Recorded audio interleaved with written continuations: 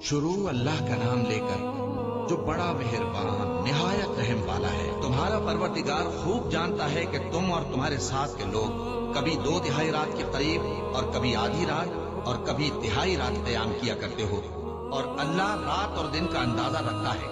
उसने मालूम किया कि तुम उसको निभा न सकोगे, तो उसने तुम पर मेहरबानी की।